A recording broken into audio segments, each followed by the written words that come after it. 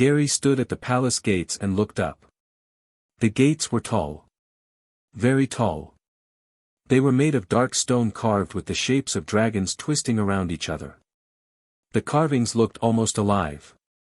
Gary took a slow breath, adjusted the strap of his small bag on his shoulder, and waited. A guard opened the gate. The guard was huge. He had thick gray scales along his arms and neck, and his eyes were a deep amber color. He looked down at Gary the way someone looks at a small insect that has wandered into the wrong place. "You are the human?" the guard said. "Yes," Gary said. "Gary. I was told to come here." The guard stared at him for a long moment. Then he stepped aside without another word. Gary walked in. The palace of Aurenthal was something Gary had never seen before in his life. It was enormous. The walls were made of dark stone that shimmered faintly, like the surface of still water catching light. Torches burned in iron holders along the corridors, and the air smelled of smoke and something sweet, like warm stone after a long day in the sun. Every ceiling was high. Every doorway was wide. Everything in this place was built for creatures much larger than Gary. He followed a young attendant through long corridors. The attendant walked fast and did not look back. Gary kept up without complaint. He noticed the other palace workers they passed along the way. Some were dragon-kind with scales and heavy footsteps. Some were other creatures Gary had no name for. Almost all of them stopped what they were doing and stared at him as he walked by. He was used to being stared at. It did not bother him. The attendant stopped in front of a wide wooden door and turned around. "The royal nursery," the attendant said. His voice was flat. "King Dreven will speak with you first. Wait here." Gary waited. He set his bag down by his feet and stood quietly in the corridor. From behind the wooden door, he could hear sounds. Crashing. A sharp hiss. Something that sounded like a small explosion followed by a high-pitched shriek. Then more crashing. Gary listened carefully. He did not move. The door opened and a tall figure stepped out. This was King Dreven. He was a dragon in his standing form, broad-shouldered and dressed in deep red robes that did not quite hide the dark scales along his jaw and hands. His eyes were gold, sharp and tired at the same time. He looked at Gary without warmth but also without cruelty. He simply looked at him the way a tired leader looks at a stranger he is not sure he can trust. "You are Gary," the king said. "Yes," Gary said. "You worked with young creatures on Earth," the king said. It was not really a question. "I did," Gary said. "Children mostly. Some animals. I have been doing it for a long time." The king studied him. "Every caretaker we have brought into that room has left. Some left the same day. 2 left within the first hour. 1 needed a healer after less than 30 minutes. He paused. "They are baby drakes. They are small. But they are dangerous, and they do not listen to anyone." "How many are there?" Gary asked. 6, the king said. Gary nodded slowly. "How long have they been without a proper caretaker?" The king's expression shifted slightly. "Too long," he said quietly. "We have had staff enter to feed them and clean when possible, but no one has stayed. No one has given them real care." Gary picked up his bag. "Can I go in?" The king blinked. He had clearly expected more questions. More hesitation. He glanced at the door and then back at Gary. "You understand what is in that room?" "Baby drakes," Gary said simply. "Can I go in?" The king nodded once and stepped aside. Gary opened the door and walked in. The nursery was a large round room. It had once been beautiful. Gary could see that. The walls were painted in warm colors, gold and amber and deep red, with murals of mountain ranges and open skies. There were thick sleeping mats laid around the floor, now shredded. There were wooden feeding bowls, most of them smashed or tossed into corners. Pieces of cloth and broken furniture were scattered everywhere. Black scorch marks covered patches of the floor and lower walls. The whole room smelled of ash and something sharp, like the air just after lightning strikes. And in the middle of all of it were 6 baby drakes. They were small, roughly the size of large dogs, but they were nothing like dogs. Their scales were different colors, one deep gray, one reddish-brown, one almost black, one pale silver, one dark green, and one a warm amber. Their wings were folded against their sides or half spread in agitation. Their tails flicked and snapped. Their small eyes were bright and wild. The moment Gary stepped inside, all 6 of them turned and looked at him. For exactly 2 seconds, the room was completely silent. Then they moved. The gray one lunged first, snapping its small jaws at Gary's ankle. The reddish-brown one leapt onto a broken piece of furniture and shrieked. The amber one breathed a short burst of flame that hit the floor 2 steps in front of Gary and left a small black mark. The black one circled around behind him. The silver one and the green one stayed back but watched with sharp, narrow eyes. Gary did not run. He did not shout. He did not raise his hands or back toward the door. He stood still. The gray one snapped at his ankle again and got a mouthful of boot leather. It tugged hard, growling low in its throat. Gary looked down at it calmly. The amber one sent another small burst of flame, this one off to the side. The reddish-brown one kept shrieking from its high spot on the broken furniture. Gary slowly lowered himself to the floor and sat down. He crossed his legs, rested his hands on his knees, and simply sat there in the middle of the ruined nursery with 6 angry baby drakes around him. The gray one still had his boot. It shook it hard, growling, then seemed confused when Gary did not react. It let go and sat back, watching him. The shrieking slowed. Then stopped. One by one, the drakes grew still. The fire and the noise faded. And in the quiet that followed, something changed in the room. It was small. Almost invisible. But Gary noticed it. Curiosity. The amber one took 1 step closer. Then another. It stretched its neck forward and sniffed the air near Gary's hand. The gray one crept sideways, its head tilted. The black one stopped circling and simply stood still, watching. Gary said nothing. He did not move. He just sat there and let them look. After a long while, he began to hum. It was a low, slow sound with no particular melody. Just a steady, quiet hum. The silver one sat down.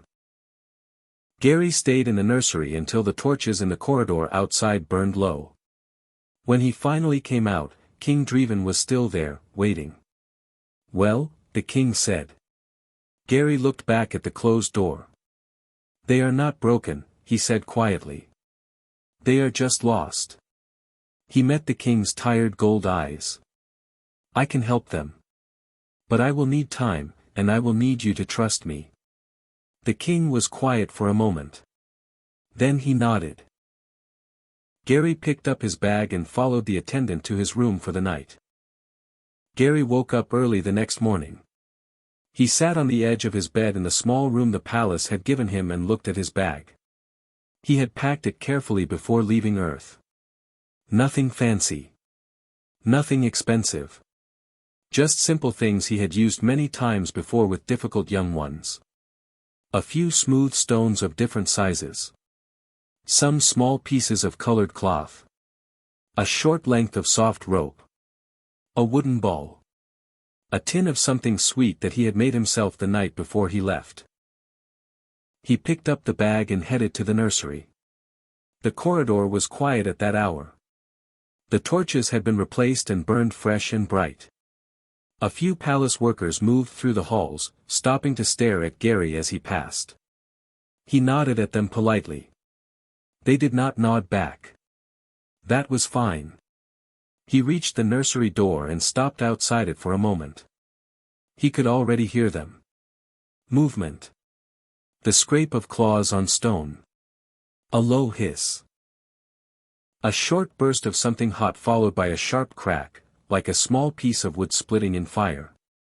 Gary opened the door and walked in. The 6 drakes reacted immediately.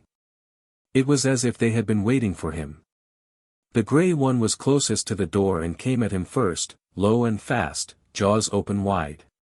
Gary stepped calmly to the side and the gray one shot past him and hit nothing. The reddish-brown one dropped from a high ledge along the wall where it had been perched and landed hard on the floor between Gary and the center of the room, spreading its wings wide to look as large as possible. Gary looked at it. He did not step back. The amber one came from the right side and breathed a burst of flame. It was a small burst, the kind a baby drake could manage, but it was hot and it was aimed directly at Gary. It hit the floor just in front of his left boot and left a black scorch mark on the stone. Gary looked down at the mark, then back at the amber drake, and kept walking slowly toward the center of the room. The black one dropped from somewhere above and landed behind him with a heavy thud. Gary heard it but did not turn around. He knew the black one had been watching from the rafters. He had noticed it up there the evening before. He reached the center of the room, set his bag down gently, and sat on the floor. The reddish-brown one was still spreading its wings right in front of him, making its warning display. Gary looked at it with a calm, steady expression. Not challenging. Not afraid. Just calm. The drake held its position for a long moment, wings wide, chest puffed. Then slowly, very slowly, the wings folded back in. The gray one circled him from the left. Gary could hear its claws clicking on the stone floor with each step. The black one behind him had gone quiet. He could feel it watching. The amber one came close and sniffed the air near his shoulder. It had stopped breathing fire. It made a low sound in its throat, somewhere between a growl and something else Gary could not quite name. He did not move. The silver one and the green one were still across the room. They had not come forward. Gary had noticed that about them the day before as well. Those two were the watchers. They did not rush in. They waited and observed. He respected that. Gary reached slowly into his bag. Every head in the room turned sharply at the movement. The gray one snapped its jaws once in warning. Gary moved slowly and deliberately, making no sudden motions. He pulled out one smooth round stone, dark gray and cool, and held it flat on his open palm. He said nothing. He just held it out. The amber one stretched its neck forward and sniffed the stone. Its nostrils flared. It looked at Gary's face, then back at the stone, then away, as if it was trying to pretend it was not interested. But it did not move away either. Gary set the stone on the floor in front of him. He reached into the bag again and pulled out a second stone, this one reddish-brown and slightly rough on one side. He set it beside the first. Then a black one, smooth and flat. Then a pale white one. Then a dark green one. Then a warm amber-colored one. 6 stones. 1 for each drake. He arranged them in a loose circle on the floor in front of him and then put his hands back on his knees and went still again. The room was quiet. Then Gary began to hum. The same low, slow sound from the night before. Steady and soft. It had no real tune. It was just a sound that filled the silence without fighting it. The amber drake sat down. It happened so suddenly that Gary almost smiled, but he kept his face still. The drake sat, looked at the amber stone on the floor, and then looked up at Gary with an expression that was difficult to read but was clearly not anger anymore. The gray one stopped circling. It sat as well, though it kept its eyes sharp and its body tense, ready to move at the first sign of something wrong. Gary understood that. Some young ones took longer to feel safe. He was patient. The reddish-brown one moved toward the stones and sniffed each one carefully. When it reached the reddish-brown stone it stopped and sniffed it for a long time. Then it picked it up carefully in its small jaws and carried it to the corner where it usually slept and set it down there. Gary watched without expression. The black one behind him finally came around to his side. Gary felt the soft rush of air as it moved. It came and sat beside him, very close, just near enough that Gary could feel the warmth radiating from its scales. It did not touch him. But it chose to be near him, and that was something. By midday the silver one had crept forward from across the room. It moved slowly and carefully, watching Gary the entire way. When it reached the edge of the circle of stones it stopped and looked at the pale white stone for a long time. Then it lay down and rested its chin on the floor, eyes still open, still watching Gary. The green one was last. It came in the late afternoon, stepping carefully around its siblings, moving without sound. It approached Gary from the front, which none of the others had done. It stopped directly in front of him and stared at him from very close. Gary met its gaze without blinking. The green one had bright, intelligent eyes. After a long moment it lowered its head slightly, just a small movement, and then turned and lay down near the green stone. Gary breathed out slowly. All 6 drakes were calm. None of them had bitten him. None of them had burned him.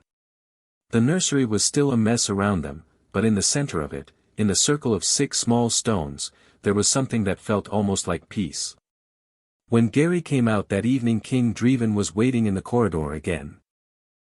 "No injuries," the king said, looking Gary over with clear surprise. "No," Gary said. "How?" the king said. Gary thought about how to explain it simply. "I did not fight them," he said. "I just stayed." The king was quiet for a moment. "And tomorrow?" Gary looked back at the nursery door. He could hear the drakes settling in for the night. Quiet sounds. Small movements. Nothing breaking. "Tomorrow we start," Gary said. "I know what each of them needs now. I have a plan." The king looked at him for a long moment. Something in his tired gold eyes shifted. It was not quite hope yet. But it was close. Gary picked up his bag and walked down the corridor toward his room. Gary was up before sunrise on the 3rd day. He sat at the small table in his room and wrote things down on a piece of paper. Not complicated things. Simple things. A list of times. A list of activities. A list of 6 names he had decided on during the night, 1 for each drake, based on what he had observed about them in the past 2 days. He looked at the list when he was done. Ash. That was the gray one. Bold and quick and always the first to move. Ember. The reddish-brown one. Stubborn and possessive, but deeply curious underneath. Flint. The black one. Quiet and watchful, always close but never quite touching. Silver. The pale one. Patient and careful, a natural observer. Briar. The dark green one. Intelligent and deliberate, the one who thought before acting. Spark. The amber one. Energetic and expressive, the loudest of the 6. Gary folded the paper, put it in his shirt pocket, picked up his bag, and went to the nursery. When he opened the door all 6 drakes were already awake. Ash came forward immediately, head low, eyes sharp. Gary held up one hand, palm flat, and said the name clearly and firmly. Ash. The gray drake stopped. Its head tilted. Gary pointed at a spot on the floor to his left. A specific spot. He had cleared it the evening before and set a smooth flat stone there as a marker. "Here," Gary said simply. Ash stared at him. Then at the stone. Then back at Gary. After a moment the drake walked over and sat beside the stone. Gary nodded once and moved on. He did the same with each drake. He called each one by name, pointed to a specific spot he had prepared around the room, and waited. Some responded faster than others. Spark took 3 tries before finally going to the right place, circling Gary twice first out of sheer energy. Briar went immediately on the first call, watching Gary with those bright intelligent eyes the whole way. When all 6 were in their spots, Gary stood in the center and looked around at them. 6 baby drakes. Sitting. Waiting. Looking at him. He reached into his bag and brought out the feeding bowls he had asked the palace kitchen to prepare that morning. 6 bowls, each filled with the same food, but each bowl was a different color, matching each drake as closely as he could manage. Gray for Ash. Reddish-brown for Ember. Black for Flint. White for Silver. Green for Briar. Amber for Spark. He set each bowl in front of the correct drake by name, calling each one as he placed it. Spark tried to steal from Ember's bowl immediately. Gary said Spark's name in a firm, low voice and pointed back at Spark's own bowl. Spark huffed a small breath of warm air and went back to its own food. Gary watched until every drake was eating from its own bowl without interfering with the others. He stood quietly in the center and breathed. That was breakfast. Day 3. After feeding came the first game. Gary pulled the wooden ball from his bag and held it up so all 6 drakes could see it. Instantly the room changed. 6 heads came up. 6 sets of eyes locked on the ball. Spark made a high sound and its wings lifted slightly. Gary rolled the ball slowly across the floor toward Briar. Briar watched it come, stopped it neatly with one claw, and looked up at Gary. Gary pointed at Ash. To Ash, he said. Briar looked at the ball. Then at Ash. Then it nudged the ball carefully with its nose toward Ash. It was not a perfect roll. The ball wobbled and curved slightly. But it reached Ash. Ash slapped it immediately with a heavy paw. The ball shot across the room. Silver stopped it. To Flint, Gary said. Silver looked at Flint. Pushed the ball. Flint stopped it with its chest and looked at Gary. It went on like that for a while. Not perfectly. Spark lunged for the ball twice when it was not Spark's turn and had to be redirected each time. Ember knocked the ball hard into the wall and cracked it slightly. But they were passing. They were taking turns. They were listening to Gary's voice and responding to the names. By the end of the first game session every drake knew its own name. Gary was certain of that. The palace workers who brought fresh water to the nursery that morning stood in the doorway and stared. One of them forgot to set the water down and just held it, watching 6 royal baby drakes roll a wooden ball between them without burning anything. After the game came rest time. Gary had repaired the sleeping mats the day before as best he could, stitching the worst tiers with thick thread from his bag.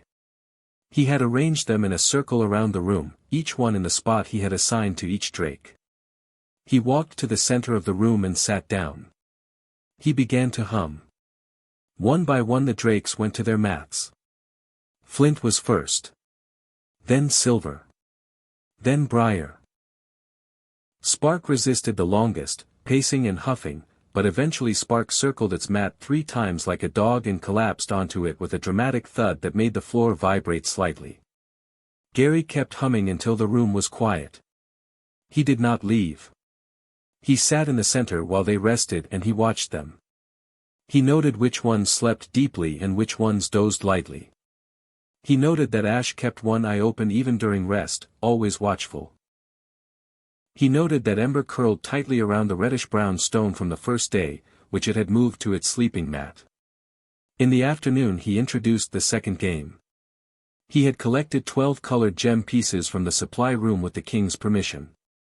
Small and smooth and safe. He scattered them across the center of the floor and then pointed at each drake one at a time and assigned each one a color to collect. Ash got gray gems. Ember got red ones. Flint got black ones. Silver got white ones.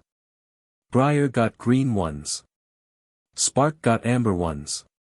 The result was loud and chaotic for the first few minutes. Spark tried to collect every color.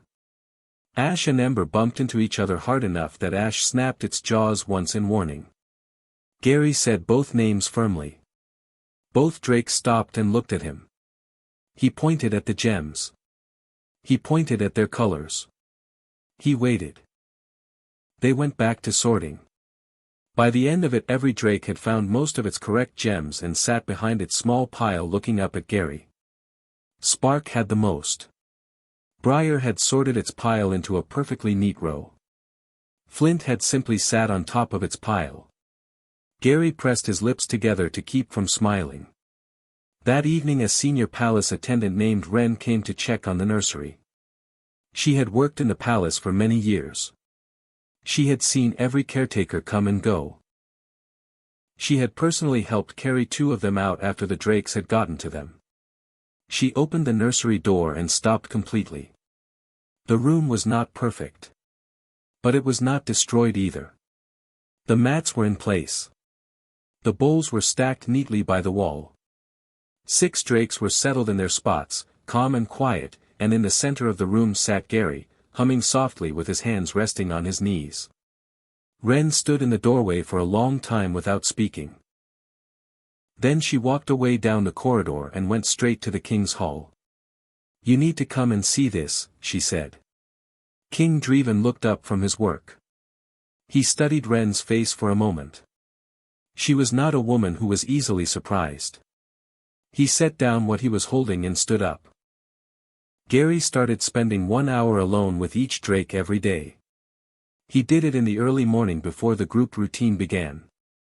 He would take 1 drake at a time to the far corner of the nursery where he had set up a small quiet space with a mat, a few objects, and nothing else. Just Gary and 1 drake, away from the others. He started with Ash. Ash was the boldest of the 6 and the hardest to read. The gray drake was always moving, always watching, always the first to react to anything new. In the group sessions Ash performed well, but Gary had noticed something. Ash never fully relaxed. Even during rest time that one eye stayed open. Even during games Ash was scanning the room between every move. Gary sat across from Ash in the quiet corner and did nothing for a while. He just let Ash move around the space and investigate.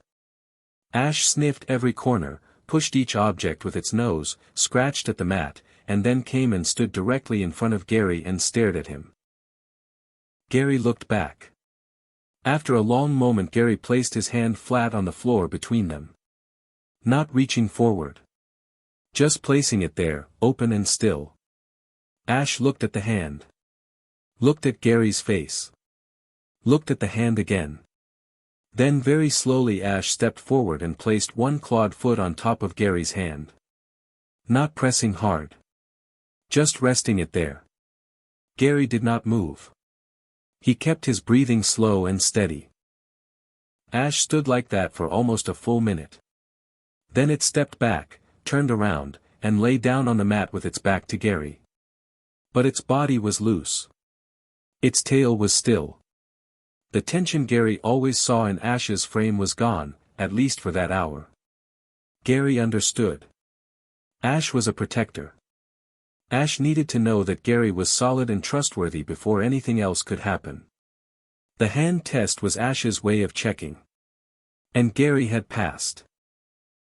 From that morning on Ash began sitting closest to Gary during every group session. Next was Ember.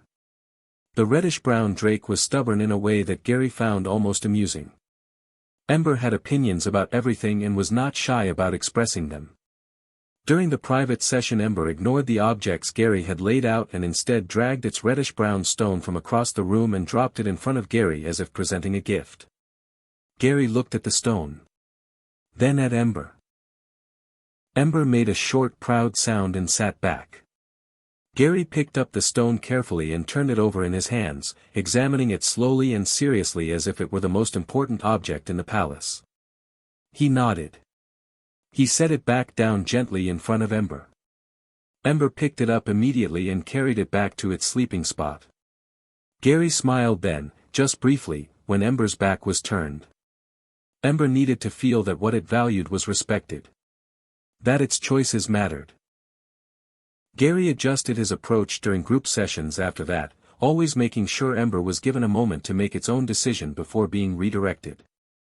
The difference was immediate. Ember stopped resisting and started cooperating. Flint was different from all the others. The Black Drake was quiet in a way that was not emptiness but depth. During the private session, Flint came and sat beside Gary almost immediately and stayed there for the entire hour. It did not play with any of the objects. It did not investigate the space. It simply sat next to Gary and was still. Gary sat with it. He did not hum. He did not introduce any activity. He just sat beside Flint in the quiet corner and existed in the same space. After a while he felt the faint warmth of Flint's scales against his arm as the Drake leaned very slightly toward him. Gary understood Flint completely then. Flint did not need games or tasks or structure. Flint needed company. Flint needed to not be alone.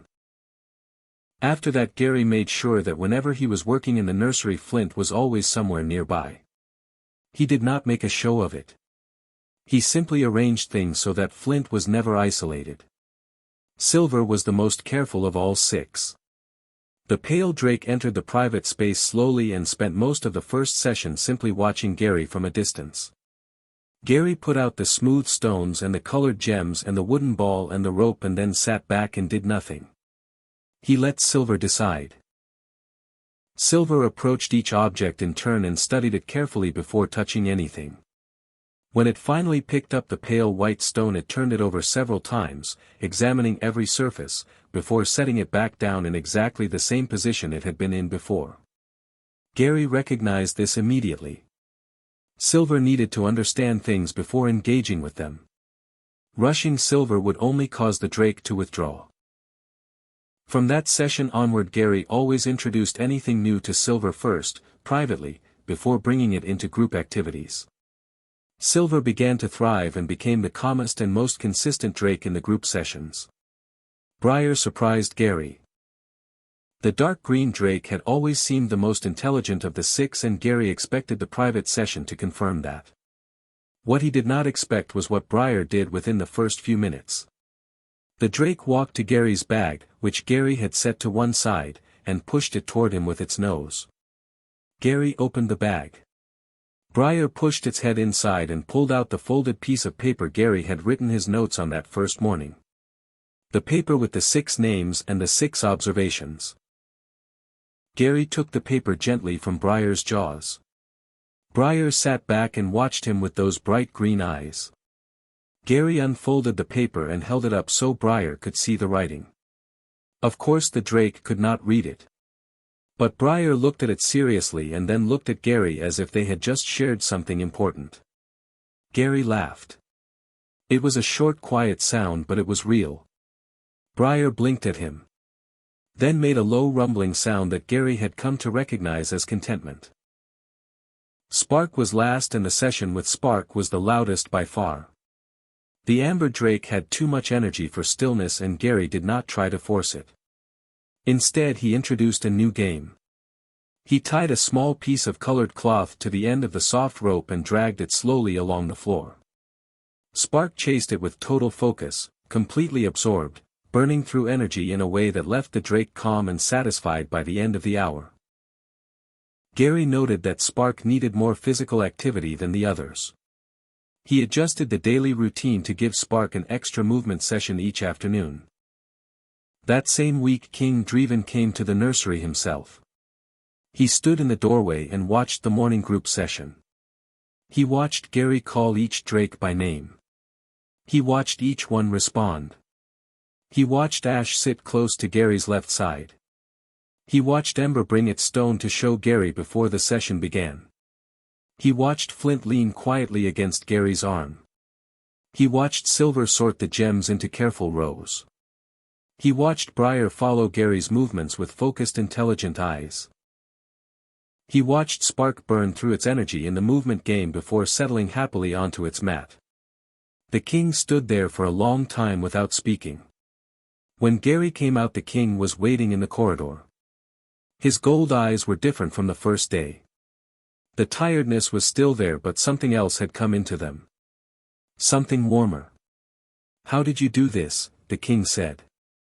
It was not quite a question this time. Gary thought for a moment. "I watched them," he said simply. "Each one. I stopped trying to manage them as a group and started seeing them as who they are. They were never truly uncontrollable. They only needed someone to see them. To value them as individuals." The king was quiet for a long time. "We failed them," the king said finally. His voice was low. "You did not know," Gary said. "Now you do." The king straightened. When he spoke again, his voice was formal and clear, the voice of a ruler making a decision. "Gary of Earth," he said. "From this day you are the royal caretaker of Aurenthal. Your position is permanent. Your authority in the nursery is absolute. No one overrules you in matters concerning the drakes." Gary looked at the king for a moment. Then he nodded once. "Thank you," Gary said. He picked up his bag and went back inside to finish the afternoon session. Months passed quietly in the palace of Aurenthal. The seasons changed outside the high stone windows of the nursery. The air grew cooler and then warmer again. The light shifted from pale gold to deep amber across the walls each evening. And inside the nursery, 6 baby drakes grew. Not just in size. In everything. Ash grew broader across the shoulders, the gray scales deepening to a rich dark silver. The boldness was still there, but it had settled into something steadier. Ash no longer snapped at unfamiliar sounds or lunged at movement near the door. Instead, Ash would raise its head, assess the situation calmly, and then look at Gary as if checking in. Gary would give a small nod and Ash would settle back down. That was enough. That was all Ash needed. Ember grew louder, which Gary had not thought possible, but the loudness had changed its nature. It was no longer the shrieking chaos of those first terrible days. It was personality. Ember had opinions and expressed them with great enthusiasm, and everyone in the nursery had learned to simply accept this as part of life. Ember still carried the reddish-brown stone everywhere. It was worn smooth now from months of handling. Flint grew tall and lean and stayed close to Gary every single day. Where Gary walked, Flint followed. When Gary sat, Flint settled beside him. When Gary spoke to the other drakes, Flint watched quietly from nearby with calm dark eyes. Some of the palace workers found it slightly unnerving to see the large black drake moving silently at Gary's side through the corridors on their daily walks. Gary found it comforting. Silver became the most disciplined of the 6. Every routine was followed precisely and without complaint. Silver had learned every game, every task, every signal Gary used, and performed each one with careful perfection. Gary sometimes thought Silver understood more than any of them let on. Those pale watchful eyes missed nothing. Briar became Gary's shadow in a different way from Flint. Where Flint stayed close out of affection, Briar stayed close out of interest. The green drake watched everything Gary did with intense focus, as if studying him. Gary had begun to notice that Briar was the first of the 6 to anticipate what came next in the daily routine, often moving to the correct position before Gary had even given the signal. Spark was still the loudest and most energetic, but the wild, unfocused chaos of those early days was long gone. The energy was directed now. Sharp and clean. During the movement session, Spark was extraordinary, fast and precise and utterly focused. Gary had begun giving Spark more complex movement patterns to follow, and Spark absorbed them all with obvious delight. 6 drakes. All of them different. All of them growing. All of them choosing every single day to follow Gary, not because they were forced to, but because they trusted him completely. That was the thing Gary thought about most during the quiet evening hours when the drakes were settled and the nursery was still. Trust. It had taken time and patience and many small moments, none of them dramatic, all of them important. And it had come. Fully and without condition.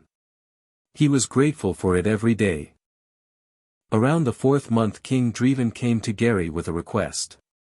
The palace had 3 dragon caretakers who worked in other areas of the kingdom.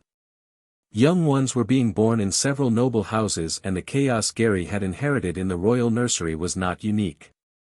It was everywhere. The old methods were not working. The king wanted Gary to teach his methods to the caretakers so that the knowledge could spread. Gary agreed without hesitation. He began the training sessions twice a week in a large room near the nursery. The 3 caretakers were a mixed group. The first was a heavy-set dragonkind named Braun who had worked with young drakes for years and was deeply set in the old ways of authority and force. The second was a younger creature named Sal, quiet and eager, who had very little experience but an open mind. The third was a human woman named Pearl who had come to Aurenthal from a settlement 2 kingdoms away and had been working in the palace for less than a year. Gary started with the simplest truth. Stop trying to control them, he said on the first day. Start trying to understand them. Braun crossed his arms and said nothing, but his expression said plenty. Sal leaned forward with interest. Pearl nodded slowly as if Gary had confirmed something she had already suspected. Gary taught them about routine. How young creatures of almost every kind respond to predictability. How a consistent daily pattern gives them a framework that makes them feel safe. How safety leads to calm and calm leads to cooperation. He taught them about individual attention. How every young one is different and how treating a group as identical units produces resentment and chaos. How taking time to learn each individual's personality and adjusting your approach accordingly changes everything. He taught them about patience. Real patience. Not the gritted teeth kind where you wait for the difficult moment to pass, but the genuine kind where you understand that trust takes time and you are willing to give that time without resentment. Braun argued on the second session. He said that some drakes were simply too aggressive for soft methods. Gary listened to the argument fully and then took Braun into the nursery and let him watch Ash for 10 minutes. Ash, who had once attacked every caretaker on sight, who had been described in the palace records as the most dangerous of the 6, sat calmly beside Gary and allowed Braun to stand 3 steps away without reacting at all. Braun did not argue again after that. Pearl turned out to be a natural. She absorbed everything Gary shared and began applying it immediately in her own work. Within 3 weeks she reported back that the 2 young drakes she cared for in the East Wing had stopped destroying their space and were responding to their names. Gary felt a quiet pride at that which he kept to himself. Sal improved steadily and brought genuine warmth to the work that Gary recognized and valued. The training continued and the method spread slowly through the palace and then beyond it. The honor ceremony came on a morning in the 5th month. Gary had not known it was coming. Ren had simply told him the evening before that the king wished to see him in the great hall the next morning and to bring the drakes if he was comfortable doing so. Gary had said he would ask them, which made Ren pause for a moment before she decided not to question it. The great hall of Aurenthal was enormous. High ceilings lost in shadow above. Wide stone floors polished smooth. Tall windows along one side letting in columns of pale morning light. Every senior member of the palace staff was present. The noble families who lived within the palace walls were there. The 3 caretakers Gary had been training stood near the back. A great number of faces Gary recognized and many he did not. King Dreven stood at the far end of the hall in full formal dress, his dark robes catching the light, his gold eyes steady and calm. Gary walked in with 6 drakes behind him. They did not need to be led. They followed him through the great doors and into the hall on their own, moving quietly and with a dignity that drew a low murmur from the assembled crowd. Ash walked at Gary's left shoulder. Flint walked at his right. Ember walked just behind with the reddish-brown stone held carefully in its jaws, which it had apparently decided was appropriate for a formal occasion. Silver and Briar moved with quiet precision. Spark, to Gary's quiet relief, managed to contain its usual energy and walked with genuine composure. The crowd parted as Gary and the drakes moved through the hall toward the king. Gary stopped before King Dreven and dipped his head respectfully.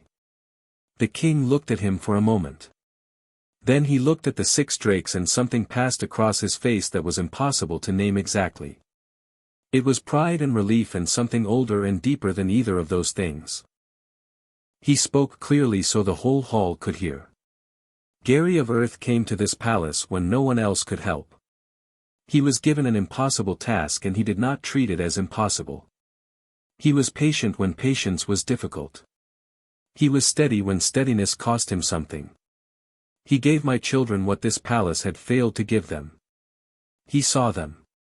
The hall was completely silent. Aurenthal does not forget those who serve it with an honest heart, the king continued. Gary is royal caretaker of Aurenthal not by appointment only but by the choice of the drakes themselves. And there is no higher recognition in this kingdom than that. He stepped forward and placed a hand briefly on Gary's shoulder. A simple gesture. But in the great hall of Aurenthal it meant everything. Then something happened that no one had planned. Ash moved first. The grey drake stepped forward and around Gary's left side, turning outward to face the crowd. Then Flint on the right. Then Ember behind him. Then Silver and Briar on either side. Then Spark completing the circle, facing out with wings slightly spread. 6 drakes. Circling Gary. Facing outward. Protecting him. The hall was utterly still. Gary stood in the center of that circle and felt something settle inside him that had been unsettled for a very long time. He looked at the high windows and the pale morning light coming through them and the faces of the crowd beyond the ring of drakes and he breathed slowly and evenly. He was a quiet man from Earth who had packed a small bag and walked through a strange gate into a stranger world. And he had found exactly where he belonged.